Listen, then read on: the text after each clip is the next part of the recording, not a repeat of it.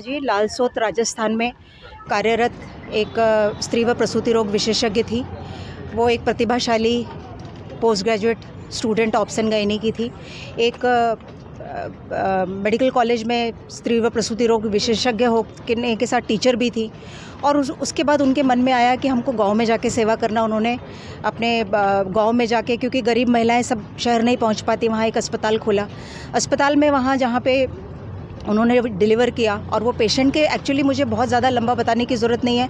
ये है कि मुझे ये कहना है कि स्त्री व प्रसूति रोग विशेषज्ञ हम लोग ऐसे समझिए कि हम लोग तलवार की धार पे काम करते हैं। मतलब क्या होता है कि कॉम्प्लिकेशन जो होता है ना, कभी भी किसी भी मोमेंट पे कब हो जाए, किसी पेशेंट में एमनियोटिक फ्लूइड एम्बोलिज्म हो जाए, पीपीएच हो जाए, एक नॉर्मल चलता इंसान कब उसका गंभीर हो जाए।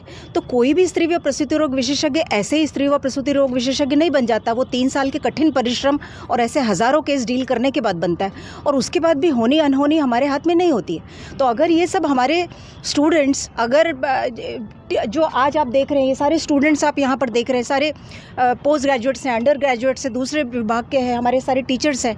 हम लोगों का बहुत सिंपल सा कंसर्न है, हम लोग ना जान बचाने वाले लोग हैं, कभी भी जान नहीं लेंगे। उनके ऊपर धारा 302 लगा दी मर्डर का। क्या बताओ, अब हम किसी पेशेंट को हाथ नहीं लगाएंगे। मर्डर क्या मर्डर है ये? अगर ये लॉ, अभी आप ये सोचिए, हम लॉ हमें भी मालूम है, उसमें यह है कि धारा 302 कभी भी डॉक्टर पे नहीं लगती। क्यों? क्या हुआ था? आज अपन क्या कर रहे हैं? हम लोग उनके आत्मा की शांति के लिए प्रार्थना करेंगे।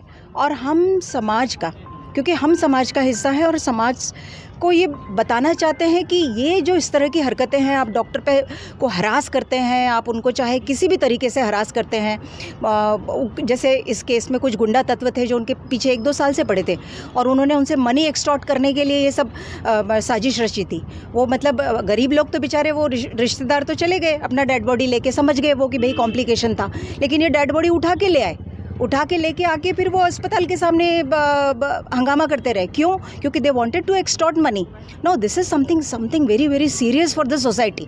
हमारी सोसाइटी के लिए गलत है।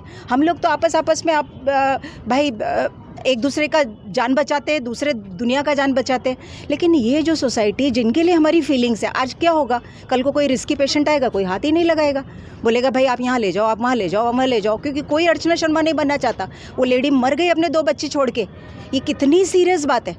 मैं तो एक टीचर हूँ, देखिए मेरा टीचर की आत्मा हिल गई है। ये जब से ये 2 दिन से ये सुना है, तब से आज देखिए आप, हमारे अधिष्ठाता महोदय खड़े, हमारे पूरा IMA का संगठन खड़ा, हमारा टीचर्स एसोसिएशन खड़ा, हमारे स्टूडेंट्स खड़े। क्यों? क्योंकि we are all part of this system. हम इस सोसाइटी का हिस्सा है। तो मेरा पूरे सोसाइटी से यही निवेदन है कि डॉक्टर्स के ऊपर हाथ नहीं उठाए। हम ये नहीं बोलते, देखिए कॉम्प्लिकेशन निग्लिजेंस दोनों में फ़र्क है। कभी कुछ छोटा काम करते हैं, आप खाना पकाते हो, नमक कम ज़्यादा हो जाता है, ये तो लाइफ है। तो कभी कुछ कम ज़्यादा होता है तो आप अथॉरिटी को इन्वेस्टिगेशन के लिए इन्फॉर्म करिए, हम उसके लिए मना नहीं करते। उसके लिए बहुत सारे कमिटीज़ होते हैं, वो डिस्कस करते हैं इसको कि इसमें गड़बड़ है या नहीं, और होता है तो अपना बिल्कुल सही पक्ष रखते हैं। कई डॉक्टरों को जब कभी कहीं निग्लिजेंस में सजाए हुई है, तो उसमें कमिटीज़ भी ने अपना पक्ष रखा है।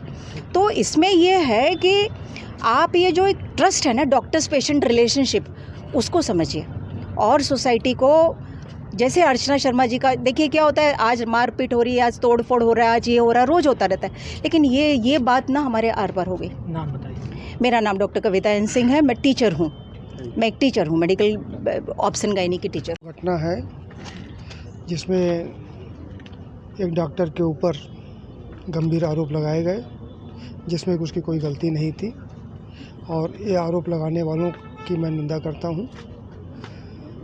इस प्रकार की घटना समाज में दोबारा न हो, इसके लिए हमारा पूरा चिकित्सक संगठन एक साथ खड़ा हुआ है और हमेशा खड़ा रहेगा।